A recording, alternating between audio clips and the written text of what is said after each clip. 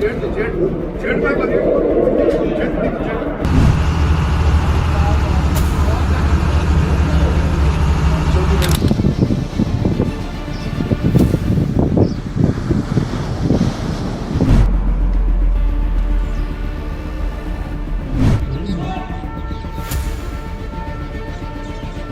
ने सऊदी अरब के अंदर दुनिया की सबसे बड़ी ऑयल रिफाइनरी पर हमला किया है।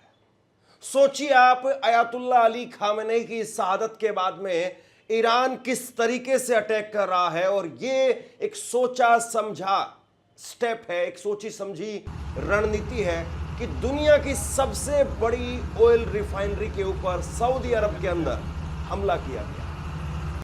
इससे पहले आपको याद होगा, कल मैंने आपको तस्वीरें दिखाई थी, स्टेट ऑफ हुर्मुज को बंद कर दिया गया था और ओमान की एक बड़े ऑयल टैंकर को नष्ट कर दिया गया था, तबाह कर दिया गया था, उसके ऊपर हमला किया गया था। लेकिन अब ये तस्वीर आप देखिए, ये तस्वीर निकल करके सामने आई है सऊदी अरब से, जहां पर दुनिया की सबसे बड़ी ऑयल रिफाइनरी, उसके ऊपर हमला किया गया है। और आप एक तरीके से इसको ये कह सकते हैं कि ईरान आर पार के मूड में है। ईरान ने पूरी तरह से यहां पर अपने दाव, अपना दमखम दिखाना शुरू कर दिया है। और न केवल ये हुआ है, बल्कि इसके साथ साथ बड़ी खबर मैं आपको ये बता रहा हूं, बहरीन के अंदर अमेरिकी एयरबेस, उसको तबाह कर दिया गया।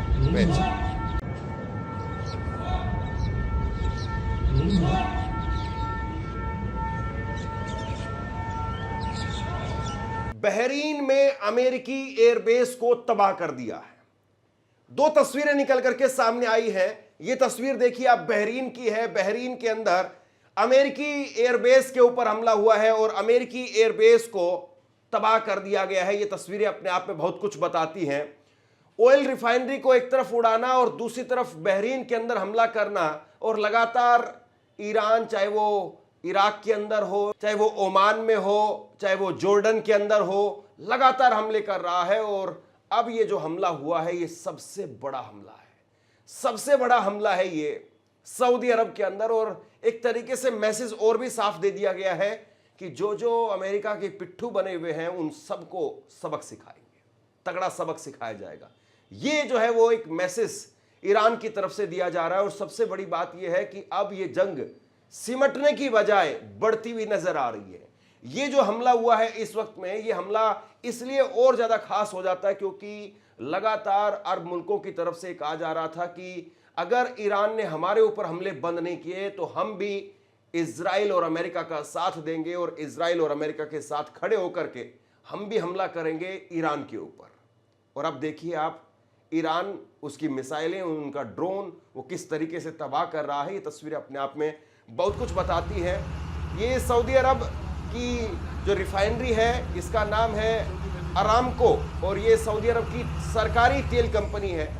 ईरान ने इसके ऊपर हमला किया है, ईरानी ड्रोन के जरिए हमला किया गया है। और हमले के बाद में एहतियातन तौर पर इस रिफाइनरी को परमानेंट बंद कर दिया गया है फिलहाल के लिए।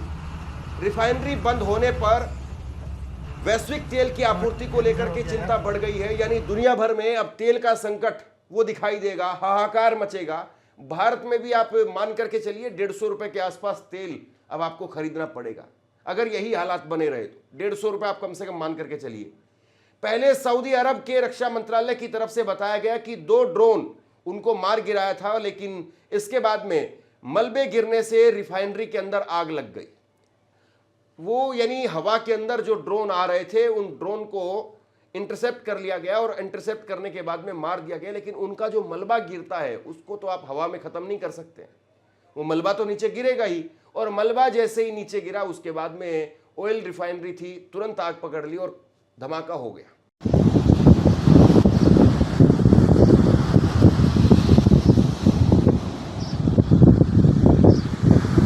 तो ये एक तरीके से दुनिया के लिए बहुत झटका देने वाली खबर है कि अब आप स्टेट ऑफ हुर्मुज, जहां से 20% ऑयल आता है, वहां पर आपने उसको बंद कर दिया है। वहां पर कई अलग अलग देशों के अलग अलग कंपनियों ने अपने निर्देश जारी किए हैं कि अब वहां से कोई भी ऑयल फिलहाल सप्लाई नहीं किया जाएगा। और देखिए, रोजाना ये जो गाड़ियां दौड़ रही है लोगों की, हवाई जहाज दौड़ रहे हैं, चाहे रेल के इंजन दौड़ रहे हैं, अब ऐसे में तेल तो चाहिए ही चाहिए, तेल के बिना काम नहीं चलेगा। और भारत ना केवल बल्कि दुनिया भर के अलग अलग देशों के अंदर जो ज्यादातर तेल आता है वो यहीं से आता है। सबसे बड़ी बात यह है कि ऐसे में सरकारी रिफाइनरी को खत्म करना यानी एक तरीके से कमर तोड़ना, और कब तक ये दोबारा से ऑपरेशनल होगी, बहुत बड़ी बात है। ये कितना नुकसान हुआ है, अभी फिलहाल के लिए इसको बंद कर दिया गया है। दुबई में स्थित दुनिया के सबसे बड़े ऑयल टैंक अरामको पर ईरान ने अटैक किया है। रॉयटर्स की रिपोर्ट के मुताबिक सऊदी अरब की सरकारी तेल कंपनी अरामको ने ड्रोन हमलों के बाद में सोमवार को अपनी रास तनुरा रेल रिफाइनरी बंद कर दी है। रिपोर्ट के मुताबिक बंद होने की खबरों से ब्रेंट क्रूड ऑयल की कीमतें 9% बढ़ गई है। लीजिए साहब, 9% ब्रेंट क्रूड ऑयल की कीमतें बढ़ गई हैं, यानी झटका अब सहने के लिए तैयार रहिए। अकेले ईरान में ही सब कुछ नहीं होगा, ईरान में ही युद्ध नहीं हो रहा है। आज के वक्त में अगर ईरान में कुछ हो रहा है तो असर भारत पर भी पड़ेगा। भले ही चाहे नरेंद्र मोदी उसको लेकर के ना बोले, लेकिन अब तेल महंगा आएगा तब आप क्या करेंगे? और तब कह दिया जाएगा कि ईरान युद्ध कर रहा था, ईरान ये कर रहा था। अमेरिका क्या कर रहा है आज कोई इस बात को देखने वाला नहीं है। सबसे बड़ी और सबसे ज्यादा आप ये कहिए कि स्ट्रेटेजिक एनर्जी साइट में से एक है, और हमले के बाद में इसकी प्रोसेसिंग कॉम्प्लेक्स में आग लग गई। अधिकारियों का कहना है कि आग पर काबू पा लिया गया और किसी के हताहत होने की पुष्टि नहीं की गई है, लेकिन इस घटना ने इलाके के अंदर जरूरी एनर्जी इंफ्रास्ट्रक्चर को लेकर के चिंता पैदा कर दी है। आपसे कुछ कहना चाहता हूं, आज के वक्त में पत्रकारिता करना कितना मुश्किल काम है, लेकिन अगर ऐसे में भी कोई आपकी खबर दिखा रहा है, कोई आपके मुद्दे पर बात कर रहा है, तो आपको भी उसका साथ देना चाहिए। अगर आपको लगता है कि मेरी पत्रकारिता सही है, मैं आपके लिए आपकी खबर वो दिखा रहा हूं, तो ऐसे में आप मेरा सहयोग कीजिए। आप इस वीडियो को जब लाइक करेंगे तो लाइक के साथ में ही एक थैंक्स का बटन आपको दिखाई देगा। उस थैंक्स के बटन पर आप क्लिक कीजिए और जो भी सहयोग राशि दे सकते हैं वो दीजिए। दूसरा, आप चैनल को ज्वाइन कर सकते हैं और चैनल को ज्वाइन करके भी मुझे मदद कर सकते हैं। रॉयटर्स की रिपोर्ट के मुताबिक एक अधिकारी ने बताया कि अरामको की रास तनुरा रिफाइनरी को एहतियात के तौर पर बंद कर दिया गया है। अधिकारी ने कहा है कि स्थिति कंट्रोल के अंदर है। सऊदी रक्षा मंत्रालय के प्रवक्ता ने अल अरबिया टीवी से कहा है कि इस हमले में कोई आम नागरिक घायल नहीं हुआ है। अरामको के रास तनुरा में 2 ड्रोन उनको रोके गए।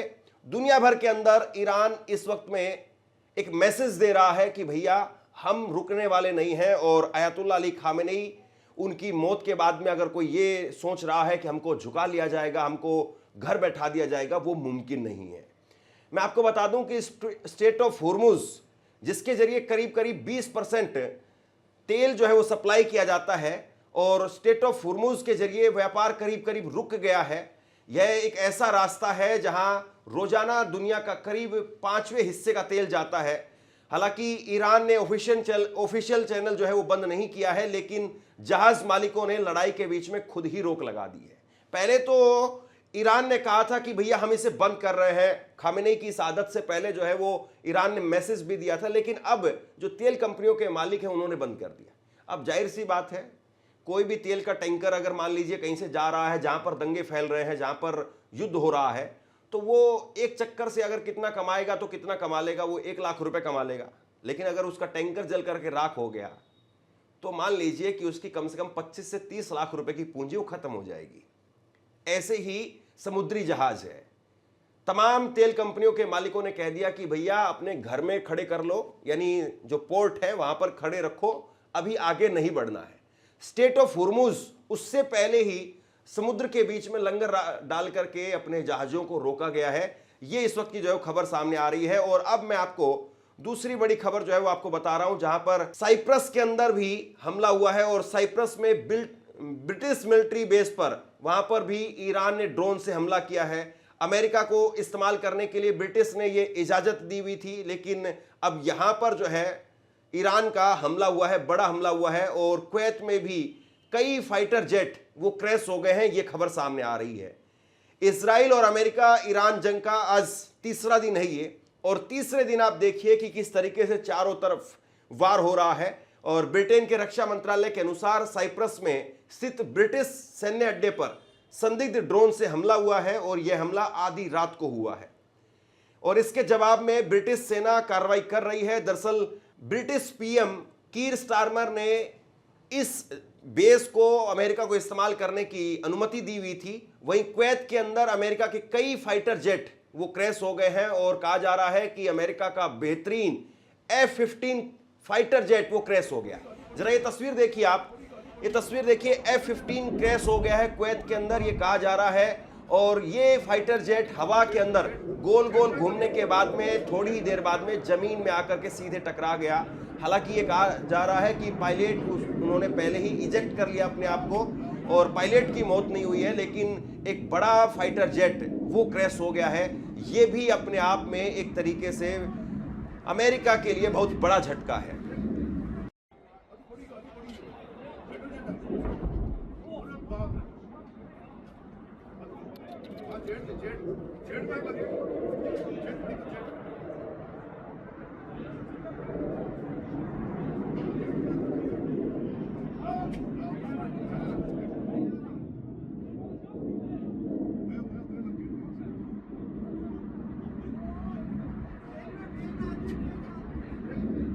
अब दो तीन बातों को आप समझिए कि एक तरफ ईरान ने कह दिया है कि भैया हम बातचीत नहीं करेंगे, आपने हमारे ऊपर युद्ध थोपा है, आपने खामेनेई को शहीद किया है, आपने हमें जंग के लिए ललकारा है, अब जंग होगी, अब हम जंग करेंगे और अब हम बताएंगे कि हमारे अंदर कितना दम है, कहां तक हम जा सकते हैं, कितना हम कर सकते हैं।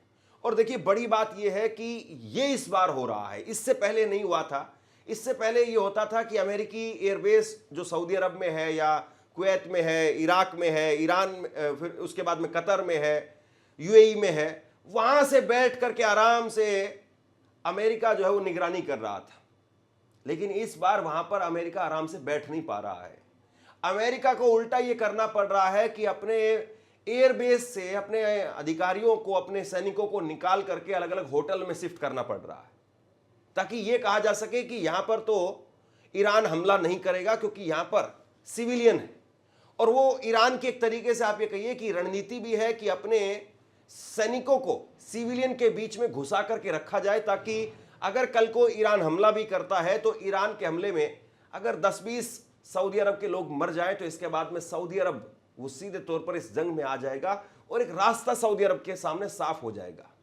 क्योंकि अभी तो ये कहा जा रहा है कि देखो भाई, कैसे मुसलमान हो, रमजान के महीने में सुप्रीम लीडर खामेनेई को मार दिया गया और तुम ताली बजा रहे हो, तुम अभी भी अमेरिका के साथ बैठे हुए हो और अमेरिका किसी का सगा नहीं है। और ये सच्चाई बता रहा हूं मैं आपको, अगर ये जंग इसी तरीके से जारी रही तो इसके बाद में बहुत हद तक मुमकिन है कि अमेरिका वो इनको छोड़ करके भाग जाए या अमेरिका इनको इनके हाल पर छोड़ दे। अमेरिका हो सकता है कि ये भी कह दे कि भैया देख लो, अपने हिसाब से देख लो। क्योंकि खामेनेई के बाद में अमेरिका को लग रहा था कि शायद अब ये मामला निपट जाएगा, अब इतना लंबा मामला चलेगा नहीं। लेकिन खामेनेई की शहादत के बाद में यहां पर मामला 4 गुनी रफ्तार से जो है वो भाग रहा है। यानी एक तरीके से आप ये कहिए कि खामेनेई की शहादत ने लोगों के अंदर करंट पैदा कर दिया है, चाहे वो ईरान की IRGC हो या फिर ईरान के कमांडर्स हो। पूरी तरह से चार्ज नजर आ रहे हैं और एक के बाद एक हमले हो रहे हैं। और जिस तरीके से सोची समझी रणनीति के तहत अब हमले किए जा रहे हैं, साफ मैसेज है या तो अमेरिका के साथ या अमेरिका के खिलाफ। अब तय करना है अरब देशों को, अरब देशों को तय करना है कि वो अमेरिका के साथ जाएंगे या अमेरिका के खिलाफ जाएंगे। अमेरिका के खिलाफ जा ही नहीं सकते। क्यों नहीं जा सकते हैं? क्योंकि एक तरीके से आप ये कहिए कि अमेरिका उनकी पूरी सुरक्षा करता है, सुरक्षा की गारंटी अमेरिका ने दी हुई है। उनके पास में अपनी कोई खास फोर्स नहीं है, जो हथियार है, टेक्नोलॉजी है, वो सारी अमेरिका की दी हुई है। उनके अंदर जितने भी सॉफ्टवेयर वगैरह काम कर रहे हैं वो सब अमेरिकन हैं। और ऐसे में अमेरिका चाहेगा तो बैठे बैठे वहीं पर जो है उनको डिफ्यूज कर देगा। यानी उनकी जो ताकत है, उनके अंदर जो सीने के अंदर जो दिल धड़क रहा है, जो पेस मेकर लगा हुआ है, वो पेस मेकर अमेरिकी कंपनी का है। और अमेरिकी कंपनी चाहेगी तो भैया अपना पेस मेकर इस्तेमाल नहीं करने देगी, तो जो दिल धड़क रहा है वो दिल धड़कना बंद हो जाएगा। इतना सा आप इसको समझिए। इस वक्त में जितने भी अरब मुल्क हैं, गाहे बगाए वो अमेरिका की गोद में बैठे हुए दिखाई दे रहे हैं। कोई खुल करके ये हिम्मत करना तो बहुत दूर की बात है, अंदरूनी तौर पर भी कोई मदद नहीं कर पा रहा है ईरान की। अगर ईरान की मदद की जाती और आज कम से कम ये देखा जाता कि आयतुल्ला अली खामेनेई वो मजबूती के साथ में खड़े हैं और आयतुल्ला अली खामेनेई वो एक मजबूत लीडर बन करके अमेरिका से आप सबको बचा सकते हैं, तो मुमकिन था कि सब अगर आयतुल्ला अली खामेनेई को ताकत देते तो आयतुल्ला अली खामेनेई वो अमेरिका से लड़ भी पाते और अमेरिका से बचा भी लेते। लेकिन आयतुल्ला अली खामेनेई के जाने के बाद में अब इन लोगों को लग रहा था कि चलिए 4-5 दिन की बात है, अब 4-5 दिन के बाद में ईरान की हवा निकल जाएगी, ईरान सरेंडर कर देगा, ईरान के कमांडर वो भाग जाएंगे या फिर वो आकर के खुद जो है वो अमेरिका के कदमों में गिर जाएंगे। ये जो है वो बहुत सारे देशों का मानना था। लेकिन अब जिस तरीके से खबरें निकल करके सामने आ रही है, एक बड़ा तगड़ा झटका जो है वो एक तरीके से अरब मुल्कों को लगा है और एक तरीके से आप ये कह सकते हैं कि जब उनके एयरबेस को ईरान जब उड़ा रहा है तो उनको याद आ रही है ये तो हमारी सरजमी है। जब आपकी सरजमी पर बैठ करके जब अमेरिका ईरान को उड़ा रहा था तब आपको याद नहीं आ रहा था कि हमारी सरजमी पर बैठ करके आप नापाक काम कर रहे हो, तब ये याद नहीं आ रहा था। लेकिन अब याद आ रहा है कि हमारी सरजमी के ऊपर आप हमले क्यों कर रहे हो। ये देखिए कुल मिलाकर के अब मामला साफ है। ईरान के अधिकारियों ने साफ कर दिया, ईरान के टॉप लीडर्स ने साफ कर दिया है कि हम हमला करेंगे। बिल्कुल इसमें रत्ती भर कोई किसी प्रकार की गुंजाइश नहीं है कि आपके ऊपर हमला नहीं होगा। और ये हमारा जो हमला है ये आपके सिविलियंस पर नहीं है, ये अमेरिकी बेस पर है, अमेरिकी प्रॉपर्टी पर है, अमेरिकी जमीन पर है। वो जमीन भी आपकी नहीं है, वो अमेरिका की जमीन है। हम अमेरिका की जमीन पर हमला कर रहे हैं। यानी अब जो है ये जंग बेहद पेचीदा मोड़ पर एक तरीके से जाती हुई दिखाई दे रही है। और यूटर्न का रास्ता कहां से आता है, बड़ा सवाल ये है। कब जो है वो बातचीत होती है और कब जो है वो आपस के अंदर बैठ करके इस मसले को डाउन करने की बात या सीज फायर करने की बात होती है। हालांकि ट्रंप की तरफ से कहा जा रहा है कि ईरान की नई लीडरशिप मुझसे बात करना चाहती है, वो सीज फायर करना चाहती है। लेकिन है कौन सी नई लीडरशिप, वो एक भी नए नेता का नाम नहीं बता पा रहे। और बहुत हद तक संभव है कि अगले 24 से 48 घंटे के अंदर अंदर आयतुल्ला अली खामेनेई उनके बेटे को सुप्रीम लीडर घोषित कर दिया जाएगा। तो अब ऐसे में ईरान बहुत ताकतवर और एक जख्मी शेर की भांति वो अमेरिका पर, इजराइल पर और अमेरिकी एयरबेस पर हमले करते हुए नजर आ रहा है। और अब सबसे बड़ी बात यह है कि किस तरीके से ईरान को कंट्रोल किया जाएगा, ईरान को डाउन किया जाएगा। अमेरिका इस बात को लेकर के रणनीति बना रहा है। जैसे ही कोई बड़ी अपडेट निकल करके सामने आती है तुरंत आप तक पहुंचाने का काम करता हूं। आप क्या सोचते हैं नीचे कमेंट बॉक्स में लिख करके मुझे जरूर बताइए, ताकि मेरी अपनी समझ भी इस मामले में और विकसित हो सके। बहुत बहुत धन्यवाद।